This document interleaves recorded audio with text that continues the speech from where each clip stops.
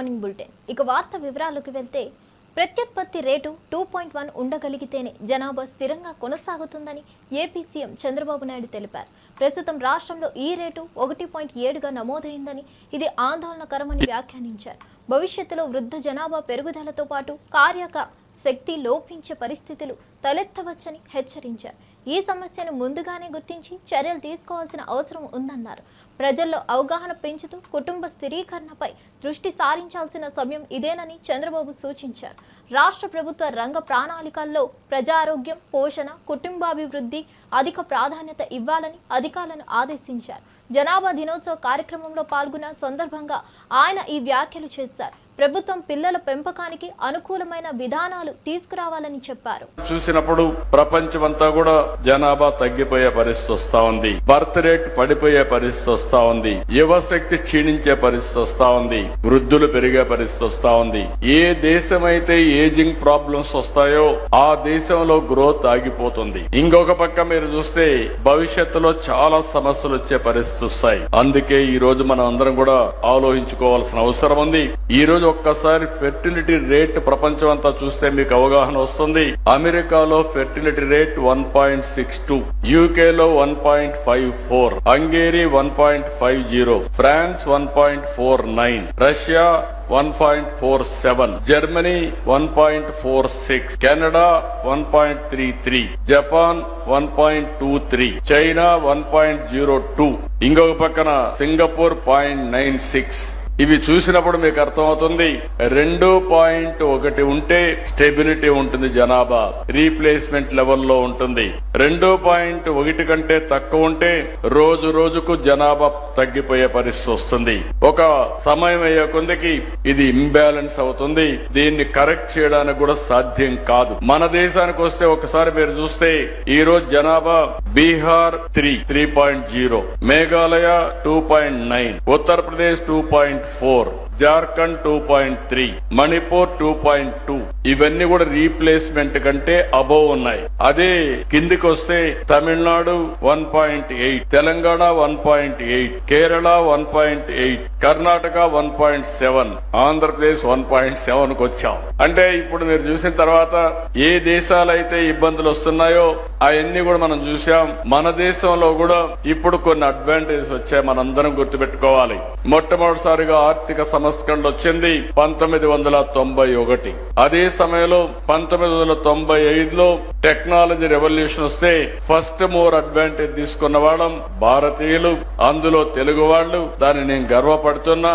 25 సంవత్సరాల కంటే ముందు మనం అవలంబించిన ఐటీ వల్ల ఈ రోజు ప్రపంచంలోనే భారతీయులు నెంబర్ 1 అయితే అందులో అగ్రస్థానంలో ఉండేది తెలుగు జాతి కూడా. ఇప్పుడు కొన్ని అడ్వాంటేజెస్ వచ్చాయి, మనందరం గుర్తుపెట్టుకోవాలి. మొట్టమొదటిసారిగా ఆర్థిక సంస్కరణలు వచ్చింది 1991. అదే సమయంలో 1995లో టెక్నాలజీ రెవల్యూషన్ వస్తే ఫస్ట్ మోర్ అడ్వాంటేజ్ తీసుకున్న వాళ్ళం భారతీయులు, అందులో తెలుగు వాళ్ళు. దాన్ని నేను గర్వపడుతున్నా. 25 సంవత్సరాల కంటే ముందు మనం అవలంబించిన ఐటీ వల్ల ఈ రోజు ప్రపంచంలోనే భారతీయులు ఉన్నవాళ్ళం భారతీయులు, అందులో తెలుగు వాళ్ళు. దాన్ని నేను గర్వపడుతున్నా. 25 సంవత్సరాల కంటే ముందు మనం అవలంబించిన ఐటీ వల్ల ఈ రోజు ప్రపంచంలోనే భారతీయులు నెంబర్ 1 అయితే అందులో అగ్రస్థానంలో ఉండేది తెలుగు జాతి అని ఈ సందర్భంగా మీ అందరికీ గుర్తు చేస్తున్నాను. ఇప్పుడు భారతదేశం బీసీ బిల్లు పేరుతో కాంగ్రెస్ ప్రభుత్వం ఘరానా మోసం చేస్తుందని మాజీ మంత్రి శ్రీనివాస్ గౌడ్ తీవ్ర విమర్శలు చేశారు. రాష్ట్రంలో ప్రత్యుత్పత్తి రేటు 1.7కు పడిపోయిందని, ఇది మెరుగుపడాలని తెలిపారు. బీసీలపై నిర్ణయాలు తీసుకోవడం అఖిల పక్షాన్ని పెట్టకుండానే బిల్లు తీసుకురావడం అన్యాయం చేశారని మండిపడ్డారు. కేంద్రంలో బీసీ బిల్లుకు అనుకూలంగా చర్చించేందుకు ఎలాంటి ప్రయత్నాలు చేయకపోవడం బాధాకరమన్నారు. గతంలో మహారాష్ట్ర, బీహార్, తమిళనాడు ఇచ్చిన జీవోలు కోర్టులో నిలబడలేదని గుర్తు చేశారు. 9వ షెడ్యూల్లో పెట్టకుండా 70% రిజర్వేషన్లు ఎలా అమలు చేస్తారని ప్రశ్నించారు. చట్టబద్ధత లేకుండా తీసుకొచ్చిన బిల్లు బీసీలకు లాభం చేయదని, పూర్తి స్థాయిలో చట్టబద్ధత కల్పించే వారికి వదిలిపెట్టే ప్రసక్తే లేదని స్పష్టం చేస్తారు.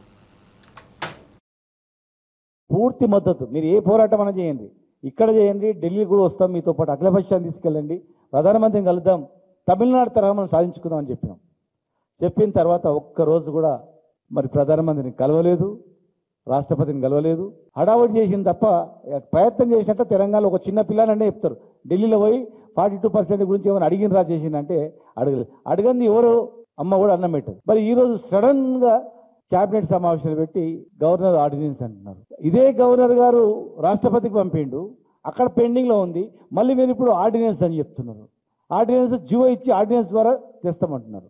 గతంలో 2018లో 396 జియో ద్వారా 34% పెంచి ఇదే మేము గవర్నర్ ద్వారా మేము రిజర్వేషన్ ఇచ్చి పెంచి ఇద్దామనే ప్రయత్నం చేస్తే స్వప్నారెడ్డి అనే ఒక పిటిషనర్ హైకోర్టులో వేసి కొట్టేశారు.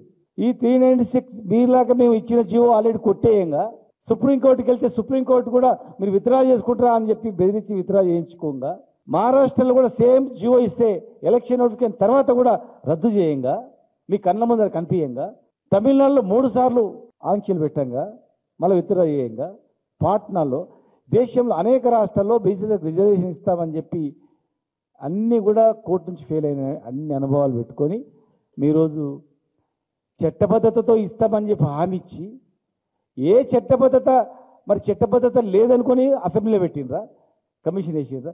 ముందే మీరు ఇమీడియట్గా 6 నెలల లోపల జియో తీసుకొని జియో ఇష్యూ చేసి కోర్టుల మీద కొట్టేస్తే అప్పుడు మీరు అసెంబ్లీ ప్రాసెస్ చేసి అక్కడి నుంచి పంపించాలి. కానీ మీరు పైకి వెళ్ళి రివర్స్ మళ్ళీ కిందికి వచ్చి హడావుడి చేసి బీసీలకు చేస్తున్నాం ఇంత పర్సెంటేజ్ అంటే, ఆనాడు 62% పెంచితేనే 34% పెంచినప్పుడు 62% అయింది.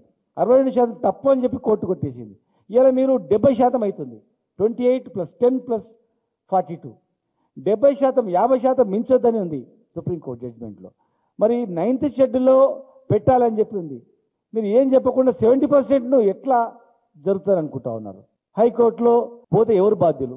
సుప్రీంకోర్టు అనుగుణంగా చేయకుండా ఏ న్యాయకోవిధులను ఆలోచన చేయకుండా రిటైర్డ్ జడ్జీలు ఉన్నారు, ఎంతోమంది న్యాయవాదులు ఉన్నారు, వాళ్ళకు ఒక సమావేశం ఏర్పాటు చేయకుండా అఖిలపక్షం మీటింగ్ పెట్టకుండా ఏం చేద్దామని చెప్పకుండా ఏకపక్షంగా మీరు నిర్ణయం తీసుకొని.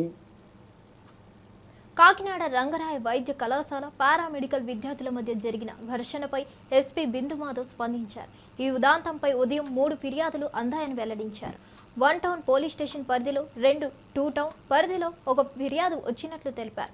ఈ ఘటనకు సంబంధించి 4 వ్యక్తులను అదుపులోకి తీసుకున్నామని తెలిపారు.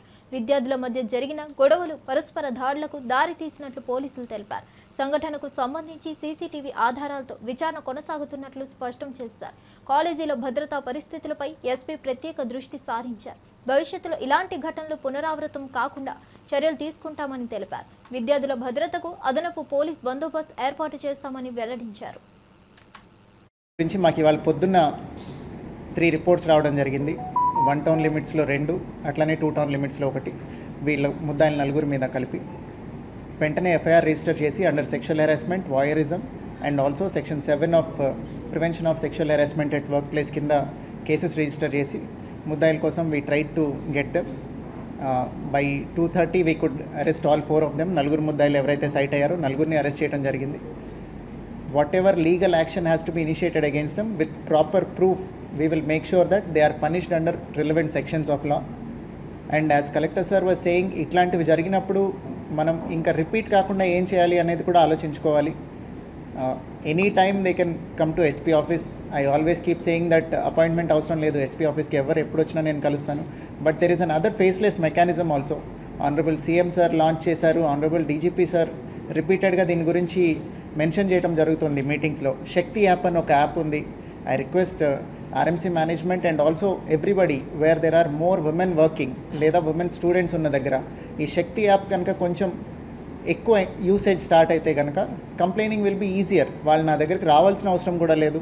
అందులో they can just leave an anonymous message saying that something is happening in this place. We will only go there and try to attend to that problem.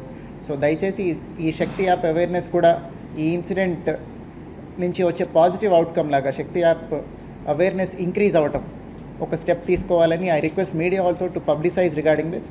And regarding legal action, stern action will be taken against all 4 accused and will make sure that such incidents are not. Vijayawada Krishnalanka police స్టేషన్లో ఒంగోలుకు చెందిన యువకుడు యశ్వంత్ను పోలీసులు 4 రోజులుగా అక్రమంగా నిర్బంధించి 3వ degree గుర్తు చేస్తున్నారని తల్లిదండ్రులు ఆరోపిస్తున్నారు. 5 కార్లను ఎమ్మెల్యే వంశీకి తాకట్టు పెట్టిన యశ్వంత్ను ఫైనాన్స్ సమస్యల నేపథ్యంలో స్టేషన్లోకి తీసుకెళ్లి తీవ్రంగా కొడుతున్నారని చెబుతున్నారు. అతని తండ్రిని కూడా బెదిరించినట్లు చెప్పారు. పోలీసులు 5 లక్షలు వెంటనే చెల్లించాలని, తర్వాత 10 లక్షల బాండ్ రాయాలని ఒత్తిడి తెస్తున్నారని ఆరోపించారు. డబ్బులు కట్టకపోతే ఎన్కౌంటర్ చేస్తామని పోలీసులు హెచ్చరించారని తల్లిదండ్రులు వెల్లడించారు. ఈ ఆరోపణల నేపథ్యంలో పోలీసుల తీరుపై విమర్శలు వెల్లువెత్తుతున్నాయి. విచారణ కోరుతూ మానవ హక్కుల సంఘాలు స్పందించే అవకాశం ఉంది. కార్లు పెట్టి కుదవబెట్టాడంట. కుదవబెడితే అవి తీసుకుపోవడానికి మళ్ళీ వచ్చి కార్లు తీసుకుపోయాడంట. మా అబ్బాయి చేసింది తప్పే సార్. నేను ఆ అబ్బాయిని మందలించాను. మందలించి చూస్తే చేతులన్నీ బాగా ఇబ్బందికరంగా ఉన్నాయి. అన్నం కూడా తినలేకపోయారు. ఎవరో ఎమ్మెల్యే గారి తాలూకు వంశీ గారంట, నిడమనూరు సార్ అయింది. ఆయన ఇవాళ ఉదయం వచ్చాడు సార్. వచ్చి మీరు 5 లక్షలు కట్టండి, ఇప్పటికి 5 లక్షలు కట్టి మిగతా డబ్బులు మీరు ఒక 10 రోజుల్లోనా 20 రోజుల్లో కడతారా, ఎన్ని రోజుల్లో కడతారని చూసుకోండి అంటే, సార్ నేను కట్టే పరిస్థితిలో లేను, నా వల్ల కాదని చెప్పాను. నీ వల్ల కాకపోతే మీ ఇంటి కాగితాలు తీసుకొని రా, నువ్వు 5 లక్షలు కట్టి మీ ఇంటి కాగితాలు తీసుకొని రా అన్నాడు సార్. నాకు ఇంటి కాగితాలు మాకు అంత ఆస్తిపరులం కాదు, ఇంటి కాగితాలు కూడా నా పేరుతోటి ఏమీ లేవు సార్. అయితే నువ్వు 5 లక్షలు కడితేనే మీ అబ్బాయిని వదులుతాం, లేకపోతే వదిలే ప్రసక్తి లేదు, తీసుకుపోయి ఎన్కౌంటర్ అయినా చేసేస్తాం కానీ వదలమన్నారు. కానీ అసలు అప్పుడు దాకా కూడా ఒక కేసు అనేది బుక్ చేయలేదు సార్. ఈ వంశీ గారి ప్రోద్బలంతో కేసు లేకుండా ఎంతో 5 లక్షల రూపాయలు తీయాలంటున్నాడు. 13 లక్షలు ఇవ్వాలంట.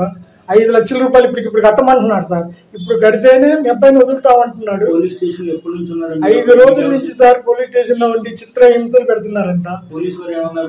పోలీసులు వాళ్ళు వచ్చేసి డబ్బులు మీరు మాట్లాడుకొని డబ్బులు కట్టి తీసుకుపోండి, డబ్బులు కట్టకుండా అయితే అయ్యే పనే కాదు అని మాట్లాడారు సార్.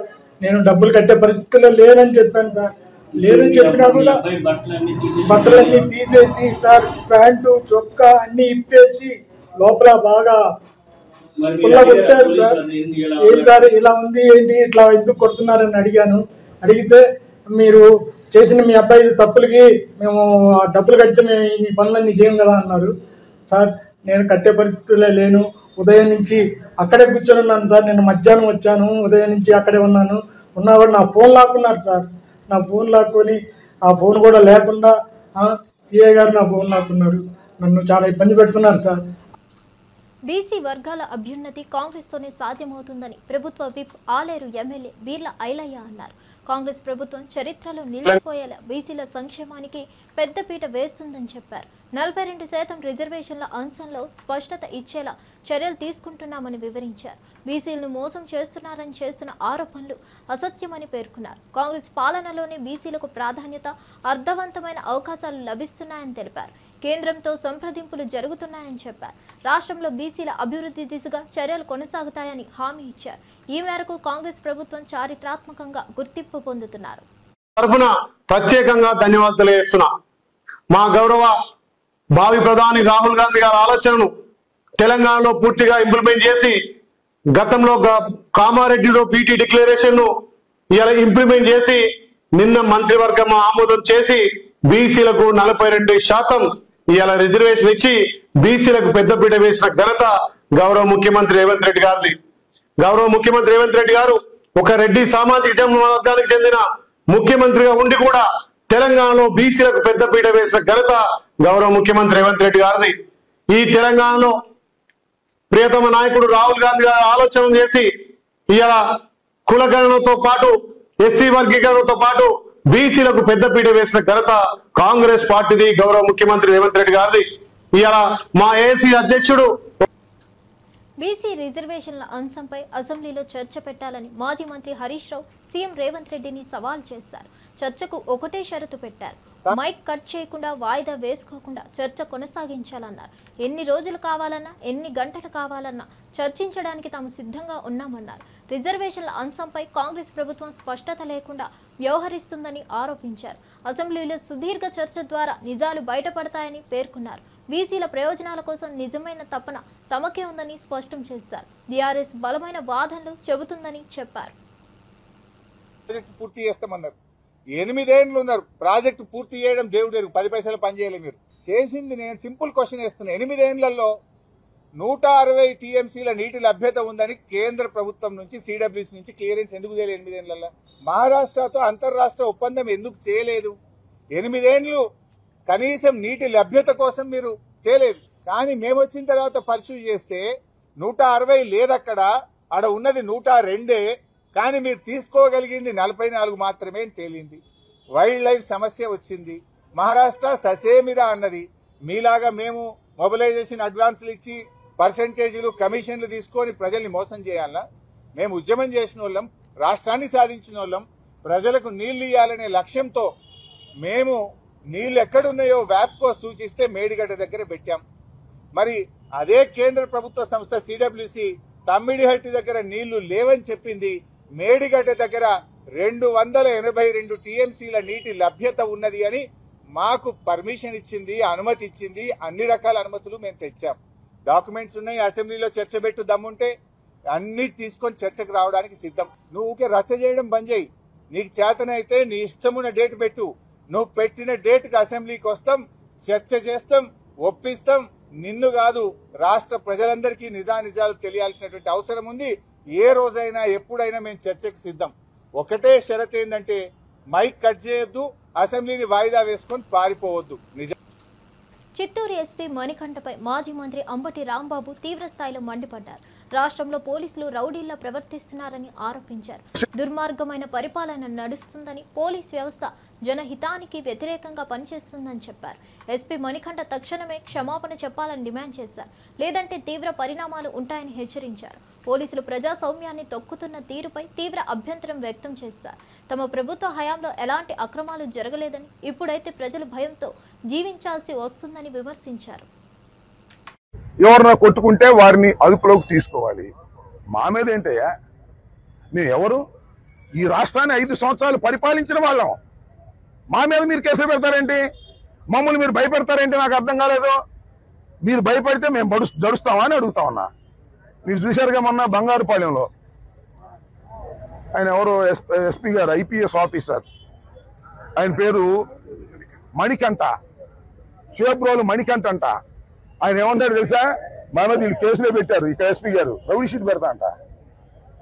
ఎవరైనా జగన్మోహన్ రెడ్డి గారు మీటింగుకు వెళ్తే రౌడీ షీట్ పెడతా, ఎవరైనా జగన్మోహన్ రెడ్డి గారి మీటింగుకు జనాన్ని సమీకరిస్తే రౌడీ షీట్ పెడతాం అని అంటున్నాడు. ఎవరు? ఒక ఐపీఎస్ ఆఫీసర్ అంటున్నాడు. ఏమండి ఐపీఎస్ ఆఫీసర్ గారు, మీరు ఇండియన్ పోలీస్ సర్వీసులో కష్టపడి చదువుకొని పైకి వచ్చినటువంటి వ్యక్తి. మీరు చంద్రబాబుకు చెంచాలాగా పనిచేయడానికి వచ్చారని అడుగుతా ఉన్నా. ఇవాళ ఎంత దారుణం అంటే, ఇక్కడ మనకు ఐపీఎస్ ఆఫీసర్ ఉన్నాడు, డీజీపీ గారు హరీష్ కుమార్ గుప్తా, ఆయన కూడా చంద్రబాబుకు చెంచానే. మళ్ళా ఇంకో ఆయన ఉన్నాడు, మన ఐజీ గారు, ఆయన పేరేంటి, త్రిపాఠి, సర్వశ్రేష్ఠ త్రిపాఠి. వీళ్ళిద్దరూ కలవటం, మణికంఠ లాంటి వాళ్ళు కలవటం, ఇంకా వీళ్ళుగా కొంతమంది రహస్యంగా రిటైర్ అయిన పోలీస్ ఆఫీసర్లు ఉన్నారు, చంద్రబాబు నాయుడు చెంచాలి. వీళ్ళందరూ కలిసి మా మీద కేసులు పెడతారంట, మమ్మల్ని లోపలేస్తారంట. వేసుకొని చూద్దాం, దాని సంగతి కూడా తెలుస్తామని అడుగుతా ఉన్నా. రౌడీ షీట్లు పెడతామని బెదిరించేటటువంటి మణికంఠకి చెప్తా ఉన్నా, మిస్టర్ మణికంఠ ఐపీఎస్ ఆఫీసర్, మా కార్యకర్తల మీద, మా నాయకుల మీద నువ్వు రౌడీ షీట్లు పెడతామని బెదిరించడం అనేది. కాంగ్రెస్ పార్టీ అన్ని వర్గాల సంక్షేమానికి సమున్నత ప్రాధాన్యత ఇస్తుందని బీసీ ఫైనాన్స్ కార్పొరేషన్ చైర్మన్ నూతి శ్రీకాంత్ గౌడ్ పేర్కొన్నారు. బీసీల అభివృద్ధికి కట్టుబడి పనిచేస్తుందని తెలిపారు. కేంద్రంతో చర్చలు కొనసాగుతున్నాయని, త్వరలో రిజర్వేషన్ అంశంపై స్పష్టత వస్తుందని చెప్పారు. కాంగ్రెస్ ప్రభుత్వం ప్రజా సంక్షేమమే లక్ష్యంగా పనిచేస్తుందని పేర్కొన్నారు. ప్రతి వర్గానికి సమాన న్యాయం చేస్తుందని స్పష్టం చేశారు. దేశంలో ఉన్నటువంటి ప్రజలు ఎట్లాంటి ఇబ్బందులు పడుతున్నారు, అణగారిన వర్గాలకు ఉన్న సమస్యలు ఏంటి, బలహీన వర్గాలు ఏం కోరుకుంటున్నారు అని చెప్పి ప్రజల దగ్గరికి వారే వెళ్ళి స్వతహాగా తెలుసుకొని, జిత్ని ఆబాదీ ఉత్ని హిస్సేదారి అని చెప్పి ఒక స్లోగన్ తీసుకొని, మేమెంతో మాకంతే అని చెప్పి ఆ రోజు రాహుల్ గాంధీ గారు నిర్ణయం తీసుకొని, ఈ తెలంగాణ రాష్ట్రంలో ఆ రోజు కామారెడ్డి డిక్లరేషన్ లో తెలంగాణలో కాంగ్రెస్ పార్టీ అధికారంలోకి వస్తే కుల జనగణన చేస్తాము, అది చేసింది కాక బీసీ రిజర్వేషన్లను 42% పెంచుతాము అనే మాట ఇచ్చారో, ఆ మాట ఇచ్చి మాట నిలుపుకొని ఇవాళ ప్రజలందరి ముందల కాంగ్రెస్ పార్టీకి బలహీన వర్గాల పట్ల ఉన్నటువంటి చిత్తశుద్ధిని తెలియజేసుకుంది కాంగ్రెస్ పార్టీ. దురదృష్టవశాత్తు ఈరోజు అసలు బలహీన వర్గాలకు కనీసం చోటు కల్పించని బీఆర్ఎస్ నాయకులు కానీ, గత 10 సంవత్సరాలుగా బలహీన వర్గాల పేరు తీయడానికి కూడా ఇష్టపడని బీఆర్ఎస్ నాయకులు ఇవాళ మేము చెప్పుకున్నాం, మేము చేసినామని చెప్పుకోవడము నిజంగా సిగ్గుచేటు. వారిని వారు ప్రశ్నించుకోవాలి. ఇవాళ ఈ రాష్ట్రంలో కాంగ్రెస్ పార్టీ అధికారంలో ఉంటే కాంగ్రెస్ పార్టీ అధ్యక్షుడిగా ఒక బలహీన వర్గాలకు చెందినటువంటి ముద్దుబిడ్డ మహేష్ కుమార్ గౌడ్ గారు ఉన్నారు. కేబినెట్ సహచర మంత్రులలో చాలా మంది ఎస్సీ, ఎస్టీ, బీసీ, మైనారిటీలకు సంబంధించిన వారు ఉన్నారు. అదేవిధంగా ఈ తెలంగాణలో కాంగ్రెస్ పార్టీ భారతదేశంలోనే సామాజిక న్యాయానికి కట్టుబడి ఉంటుందన్న విషయాన్ని మర్చిపోయి కాంగ్రెస్ పార్టీ చేస్తున్న కార్యక్రమాలని ఇది మా వల్లనే అని చెప్పుకోవడం నిజంగా సిగ్గుచేటు. మరొకసారి కాంగ్రెస్ పార్టీకి బలహీన వర్గాలు ఉన్నటువంటి చిట్టుదృష్టి తెలిసింది. ఇవాళ 42% రిజర్వేషన్ల ద్వారా అత్యధిక మంది బలహీన వర్గాలకు చెందిన వాళ్ళు నాయకులుగా ఎదిగి చట్ట సభల్లోకి రాబోతున్నారు. ఈ చారిత్రక ఘటన, ఈ ఘటన ద్వారా ఈ దేశంలో, ఈ రాష్ట్రంలో బలహీన వర్గాల బీసీల రిజర్వేషన్ అంశాన్ని రాజకీయంగా వాడుకోవద్దని రాజ్యసభ సభ్యుడు కె కేశవరావు సూచించారు. జీవో ఇస్తే మళ్లీ కోర్టుకు వెళ్లే ప్రమాదం ఉందన్నారు. బీఆర్ఎస్ నేతలు అవగాహన లేకుండా మాట్లాడుతున్నారని విమర్శించారు. కాంగ్రెస్ పార్టీ బీసీల అభ్యున్నతికి కట్టుబడి పనిచేస్తుందని తెలిపారు. కోర్టు ఆదేశాలను గౌరవిస్తూ ప్రభుత్వం ముందుకెళ్తుందని పేర్కొన్నారు. 42% మీకు ఇస్తుంది. ఇన్ని సంవత్సరాలు మనం వెయిట్ చేస్తాము. దగ్గరగా 50-60 సంవత్సరాలు మనం పోరాడుతూ వచ్చాము. దాన్ని మేము పూర్తి చేయడానికి సిద్ధంగా ఉన్నాము అని చెప్పినప్పుడు దాన్ని బలోపేతం చేసి దానికి బలం కూర్చి ముందుకు తీసుకెళ్లడమే మీ యొక్క కర్తవ్యం అంటా ఉన్నాను. అది నేను ఇవాళ ఇప్పుడు చదివాను కాబట్టి చెప్తున్నాను. మీకు సరిగ్గా టెక్నికల్ ఆస్పెక్ట్స్ ఆఫ్ లా తెలియకుండా మాట్లాడుతున్నారు. మేము లా ఎక్కడ పాస్ చేస్తాము? లెజిస్లేచర్లో పాస్ చేస్తాము. లా పాస్ చేయాలంటే పర్టికులర్లీ కాన్స్టిట్యూషన్. జూబ్లీహిల్స్ ఉప ఎన్నిక నేపథ్యంలో బీఆర్ఎస్ నేత రావుల శ్రీధర్ రెడ్డి కాంగ్రెస్ ప్రభుత్వంపై తీవ్ర విమర్శలు చేశారు. 18 నెలల పాలనలో నగరాభివృద్ధి పూర్తిగా నాశనమైందని అన్నారు. ఉప ఎన్నిక వస్తుందని గమనించి మంత్రులు హడావుడిగా వచ్చినారని, మున్సిపల్ సర్వీసులు పనిచేయడం లేదని తెలిపారు. వీధి కుక్కలు, చెత్త సమస్యలు అధికంగా ఉన్నా ప్రభుత్వం పట్టించుకోవడం లేదన్నారు. విజయలక్ష్మి గారు, కలెక్టరు ఓ పెద్ద మంది మార్బలంతో కొన్ని సీసీ రోడ్లకు శంకుస్థాపన చేసింది. నాకు అర్థం కాలేదు ఏంటంటే, గత 18 నెలల కాంగ్రెస్ పరిపాలనలో నగరంలో పరిస్థితులన్నింటినీ కూడా అస్తవ్యస్తం చేసింది కాంగ్రెస్ పార్టీ. పరిపాలన అంతా కూడా మంటగలిసిపోయింది. చాలా చోట్ల వీధి దీపాలు కూడా వెలుగుతలేవు. అట్లాంటిది అలా సడన్ గా జూబ్లీహిల్స్ నియోజకవర్గం సరిహద్దులు ఎక్కడ ఉన్నాయి, ఎన్ని డివిజన్లు ఉన్నాయి, ఎక్కడ బస్తీలు ఉన్నాయి, జూబ్లీహిల్స్ నియోజకవర్గ ఆనుపానులు కూడా తెలవని కాంగ్రెస్ పార్టీ మంత్రులు ఇవాళ మా శాసనసభ్యుడు మరణం తర్వాత ఉప ఎన్నిక వస్తుందనే ఉద్దేశంతో ఇవాళ రోజు పర్యటనలు చేస్తూ ఉన్నారు. జూబ్లీహిల్స్ ప్రజలు ఆశ్చర్యపోతా ఉన్నారు. మా కార్పొరేటర్లు కానీ అనేక అంశాలపై ఇచ్చినటువంటి రిప్రజెంటేషన్లను పట్టించుకోని వాళ్ళు, నగరంలో ఒక నియోజకవర్గం ఉందో లేదో తెలియనటువంటి మంత్రులు ఇవాళ పొద్దున్న లేస్తే అక్కడికి వచ్చి వాళ్తా ఉన్నారు. మా ప్రజలు ఆశ్చర్యపోతా ఉన్నారు. అబ్బా, సడన్ గా కాంగ్రెస్ పార్టీకి ఇంత ప్రేమ ఎందుకు వచ్చింది? రాష్ట్ర వ్యవసాయ మంత్రికి జూబ్లీహిల్స్ లో సీసీ రోడ్ శంకుస్థాపనకు ఏం సంబంధము? కార్మిక బాగోగులు చూడాల్సినటువంటి వాళ్ళు ఒకవైపు పరిశ్రమల్లో ప్రమాదాలు జరుగుతూ ఉన్నాయి, సరైన పర్యవేక్షణ లేదని చెప్తుంటే కార్మిక శాఖ, దాని సంబంధిత శాఖల యొక్క బాగోగులు చూడాల్సినటువంటి ఒక మంత్రి సొంత డివిజన్. రైతులను పట్టించుకునే నాదుడే కూటమి ప్రభుత్వంలో లేడని పేర్ని నాని ఆరోపించారు. ధాన్యం, మిర్చి, పొగాకు రైతులు నష్టాల్లో ఉన్న వ్యవసాయ శాఖ మంత్రి కనిపించారని విమర్శించారు. మిడిల్ మ్యాన్ దోచుకుంటున్నా ప్రభుత్వం చలించడం లేదన్నారు. జగన్ పరామర్శకు వెళ్లిన విమర్శలు చేస్తున్నారని మండిపడ్డారు. రైతాంగంపై కూటమికి చిత్తశుద్ధి లేదన్నారు. ఒక్క చోట కన్నా ఏ రైతునైనా ధాన్యం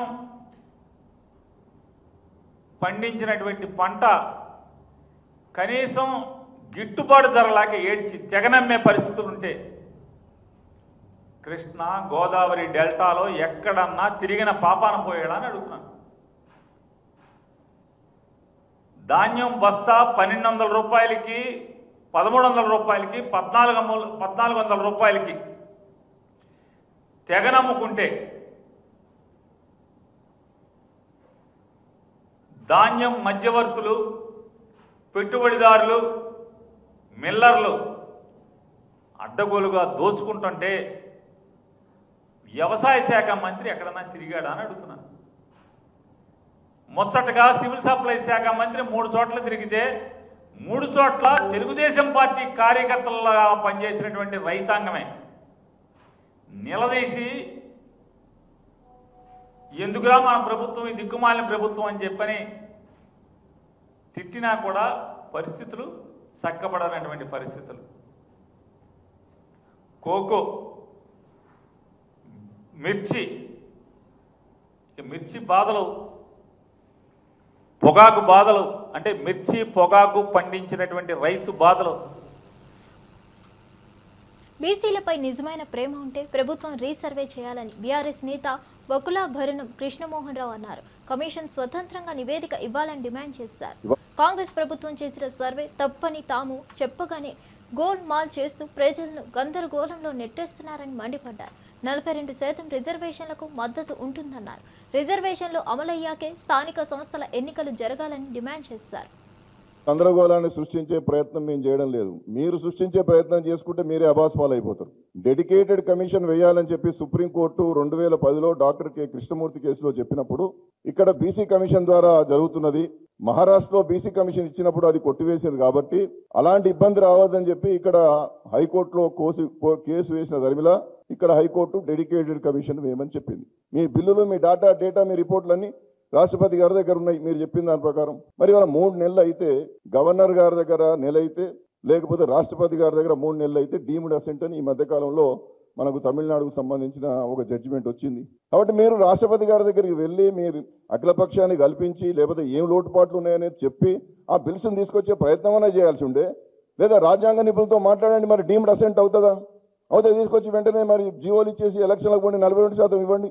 మీరు అసెంబ్లీ జరుగుతున్నప్పుడేమో అవన్నీ చేయరు.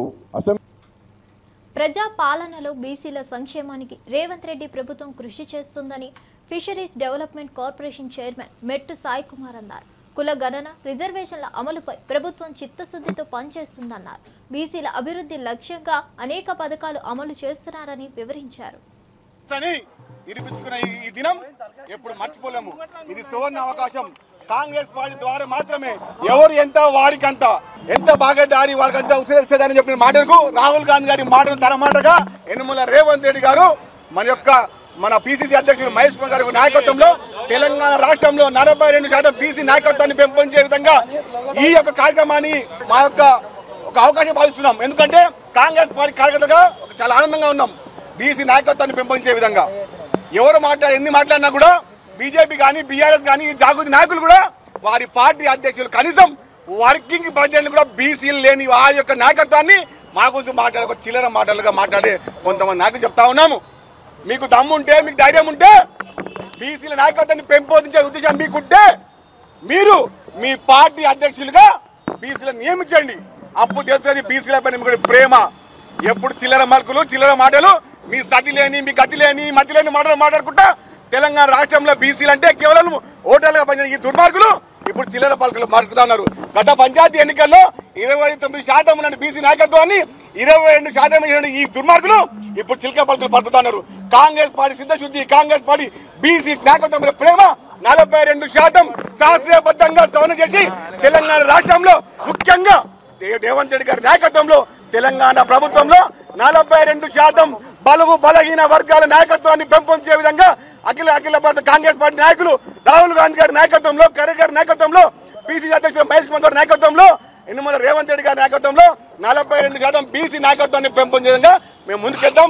సహకరించిన ప్రతి వ్యక్తికి, ప్రతి కార్యకర్తకు ధన్యవాదాలు. ఇవండి ఈనాటి విశేషాలు. మరో వార్తతో మళ్ళీ కలుద్దాం.